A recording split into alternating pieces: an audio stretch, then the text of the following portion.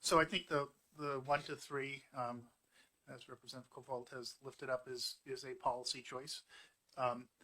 The part about documentary evidence, I think, in terms of someone proving their work, I guess the question I have here is someone, say, is hospitalized, right, and they had not planned on being on Medicaid, right, that condition that led them to being hospitalized.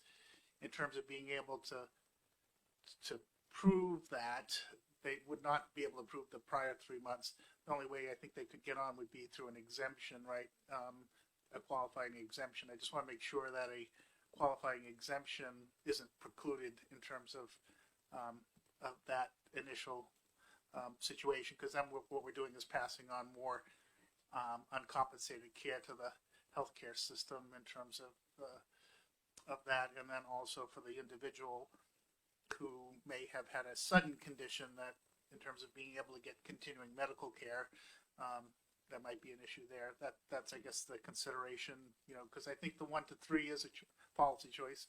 The issue of someone who's trying to get on for the first time is what we're dealing with in this paragraph, I believe. So I do think that there are medical situations that, or like if they're a parent of someone who's under 13 years of age, they would qualify for an exemption right out of the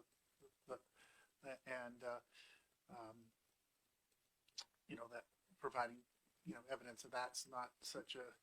But I just think of someone who's in a medical situation that this may represent some delay that I'm not sure we want to have, but that's I think one thing I would just raise with the inability to accept certain situation, or if someone was in an accident and couldn't produce the materials that may put them at a disadvantage.